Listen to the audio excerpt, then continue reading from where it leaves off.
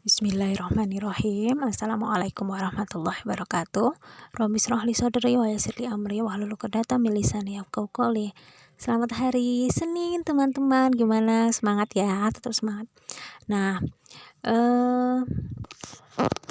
ini layarnya off. Nah, di pagi hari yang semangat ini Uma mau share kelanjutan materi growth mindset dari naik kelas ya. Naik kelasnya RK Team. RK Team itu apa? Nanti ya Uma jelasin. Terus jadi di sini ada pemikiran selektif itu selama ini kita anggap sebagai pemikiran yang baik ya, tapi ada juga dampak negatifnya. Apa dampak negatifnya? Kita simak ya, dan ini mempengaruhi growth mindsetnya kita.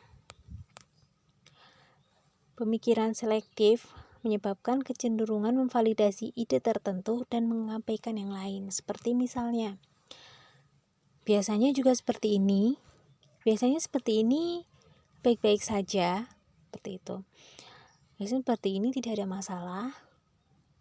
Kemudian menolak jika terjadi perubahan baru yang sebenarnya perubahan tersebut malah membuat keadaan yang sebelumnya sudah baik bisa menjadi lebih baik. Ya kan, kita tidak bisa menutup diri dari perubahan, ya kan. Selektif itu perlu, tapi harus ada tes terhadap yang kita pilih. Terus jadi ngeblank ya. Ini tadi ada sponsor lewat. Nah, jadi pemikiran selektif kecenderungan memvalidasi ide tertentu dan mengabaikan yang lainnya. Saya biasanya memilih ini seperti ini dan berjalan baik-baik saja. Kemudian ketika datang opsi lagi yang nggak ada salahnya kita coba dulu, ya kan. Kalau toh sebenarnya nggak ada kata salah ya kalau menurut Uma. Adanya belajar dan berhasil. Kalau suatu pilihan yang kita pilih itu ternyata memberikan hasil yang membuat kita belajar, yang belum berhasil, ya kita nothing tulus gitu loh ya. Kita dapat pelajaran baru bahwa pilihan tersebut pilihan yang salah. Saya bisa kembali lagi memilih pilihan yang biasanya saya gunakan. Seperti itu. Selanjutnya ya, mengabaikan fakta dan terikat pada satu ide favorit seperti yang Uma jelaskan sebelumnya ya. Kadang-kadang asumsi ya, ini ada hubungannya dengan materi selanjutnya ya, yaitu pemikiran asumtif. Jadi kita memikirkan apa yang ada di dalam kepala kita bahwa itu adalah sesuatu hal yang pasti terjadi, padahal belum tentu hal tersebut terjadi. Seperti itu. Selanjutnya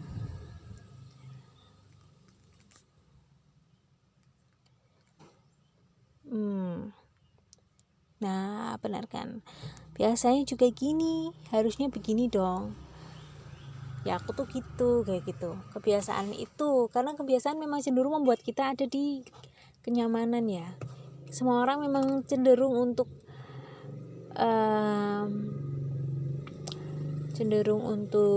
apa ya, orang-orang memang cenderung untuk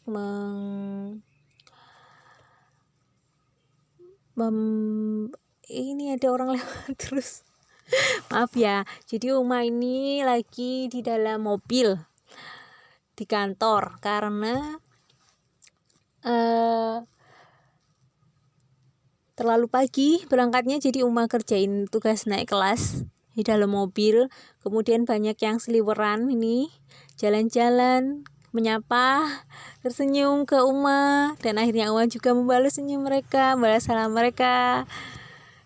Jadi agak ini ya, ngeblank.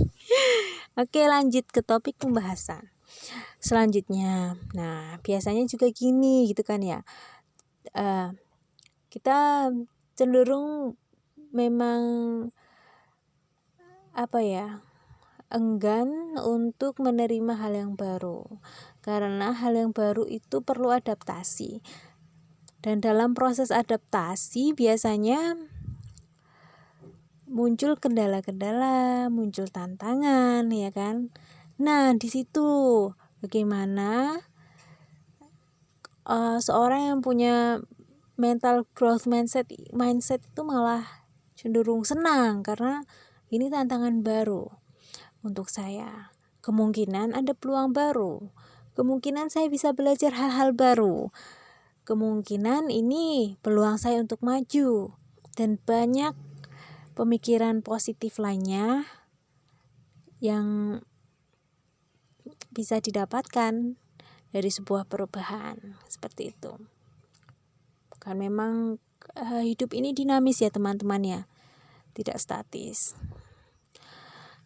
Jadi mau tidak mau kita harus menerima perubahan. Kita harus beradaptasi dengan perubahan. Dan semakin manusia bisa beradaptasi, semakin pintar dalam beradaptasi, mereka akan semakin tangguh dalam menjalani tantangan di kehidupan. Seperti itu.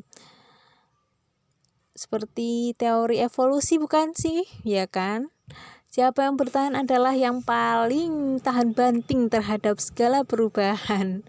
Nah, ketahanan itu tidak muncul begitu saja. Ketahanan itu harus dilatih. Itulah garis besarnya growth mindset kan teman-teman. Bahwa apa yang sudah ada dalam diri kita itu tidak begitu adanya.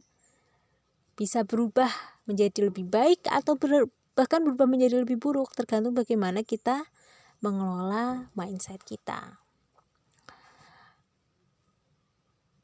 Seperti itu. Kemudian harus begini dong. Tidak harus seperti itu, ya kan? Memang suatu hal itu ada jalurnya sendiri-sendiri. Suatu hal itu punya pedomannya sendiri-sendiri. Tapi di suatu keadaan tertentu, kita juga perlu untuk mengambil opini yang lain. Jika memang harus. Sekarang contohnya, memilih makanan yang baik. Ya kan? Halalan thayyiban. Salah satu anjuran Rasul kita untuk memilih makanan yang halal dan yang thayyib, yang baik. Ya kan? Kemudian suatu waktu di suatu perjalanan, qadarullah misalnya, na'udzubillah ya, terjadi sebuah kecelakaan, kemudian mengharuskan kita untuk bertahan hidup. Maka ya kita sudah tidak bisa lagi menggunakan ilmu yang selektif ini. Sudah tidak bisa lagi menerapkan ilmu selektif dalam memilih makanan. Selektif tetap, tapi kita kurangi kadarnya. Yang penting bertahan hidup. Nah, seperti itu kalau Uma ini ya simpulkan. Ya aku tuh gitu, kayak gitu. Nah, itu juga selektif terhadap, misalnya aku tuh seperti ini orangnya, aku tuh orang yang A, aku memilih pilihan yang sesuai dengan karakter aku. A adalah seorang yang seperti ini gitu, padahal tidak seharusnya seperti itu, ya kan? Tidak semestinya. Seperti halnya memilih jodoh, kita kan harus selektif, ya kan? Selektif, harus itu selektif memilih jodoh. Kriteria seperti apa kita persiapkan, kemudian kita pantaskan diri kita, ya kan? Itu selektif yang selaras dengan growth mindset, ya kan? Selektif kemudian memilih, oh saya kepinginnya seperti ini. Kemudian kita lihat diri kita, wah kita seperti itu enggak sih? Kalau kita ingin mendapatkan apa yang kita pilih, ya kita harus memantaskan diri untuk mendapatkan, untuk pantas bersanding dengan pilihan kita yang seperti kita idam-idamkan itu. Ya kan? Kalau ya aku tuh gitu. Kemudian kita selektif. Tapi kita nggak mau berkembang. Ya udah deh, aku menerima apa adanya diriku. Aku menerima apa aja yang Allah berikan kepada aku. Siapa aja jodohku, itu adalah takdir yang Allah berikan kepada hamba. Bukankah kalau kita merubah diri kita, bukankah Allah itu sesuai dengan usaha hambanya juga? Allah akan memberikan apa yang hambanya usahakan, ya kan? Gimana ayatnya, ingat nggak? Gimana? Allah tidak akan merubah keadaan suatu hamba kecuali mereka merubah dirinya sendiri, seperti itu. Ya ini sebatas keilmuannya Uma ya. Kalau Uma banyak salahnya tolong dikoreksi. Seneng Uma tuh dikoreksi ya, karena bagian dari growth mindset. DM aja, japri aja. Kontaknya Uma gampang ya dicarinya. Oke, itu. Kemudian introspeksi dan renungi dari pilihan-pilihan kita, ya kan? Seperti itu. Setelah kita memilih selektif, pilih A, pilih B, pilih C, apakah benar pilihan ini yang terbaik? Dengan cara gimana? Dijalani dulu. Jalani, masuk dulu, seret. Sebelumnya kita minta petunjuk ke Allah dulu ya. Minta petunjuk ke Yang Maha memberi petunjuk, ya kan? Dijalani, seret. Oh, ternyata seperti ini. Seperti itu. Oh, seperti ini tidak baik. Kemudian kita mencari petunjuk yang lain. Introspeksi terus. Kemudian merenungi, apakah ini sudah benar? Apakah sudah cukup saya seperti ini saja? Apakah harus ada yang dirubah? Kok tujuan saya kayaknya semakin jauh ya dari genggaman? Kok saya semakin melenceng dari jalan yang seharusnya? Introspeksi, merenungi, muhasabah. Ya. Selanjutnya. Oke, ya ini sudah dibahas ya tadi ya. Biasanya begitu. The show must go on. Kali ini gimana? Biasanya gitu, tapi ternyata ada tantangan yang datang tiba-tiba. Dap gitu. Biasanya sih gini, tapi kita nggak bisa melakukan ini seperti ini karena this is the special case. Kita cari lagi solusinya. Kita pikirkan lagi solusinya. Minta petunjuk ke Allah. Kemudian, seandainya ada cara lain itu seperti apa? Apa sih pertanyaan orang-orang growth mindset yang sering ada di pikirannya ketika ada masalah? Coba. Bukan mengapa sih Allah itu. Ya mengapa benar juga sih. Tapi lebih ke bagaimana, gimana. Ya orang-orang yang punya growth mindset biasanya lebih cenderung bertanya. Bagaimana? Tentang bagaimana caranya? Bagaimana? Karena itu lebih solutif. Ya. Bagaimana? Kemudian Allah akan menurunkan jawabannya. Seperti itu. Yaitu berdasarkan Uma ya yang masih belajar growth mindset. Nih, ada satu kutipan dari Henry Ford. Berpikir adalah pekerjaan terberat yang ada. Mungkin karena inilah sangat sedikit yang melakukannya. Nah, sebenarnya umat muslim adalah umat yang cerdas karena mereka dituntut Tuhannya untuk senantiasa berpikir, merenungi, muhasabah. Benar nggak?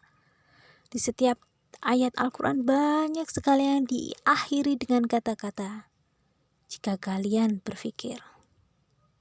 Banyak sekali yang bisa kita renungi. Ya, seperti itu.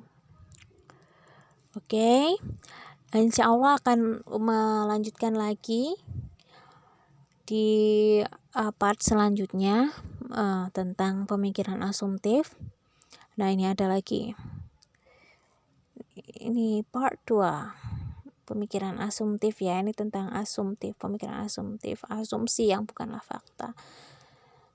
Baik ya, terima kasih atas waktu yang diluangkan untuk mendengarkan jawab-jawab Oma pagi hari ini di Senin hari ini. Semoga bermanfaat.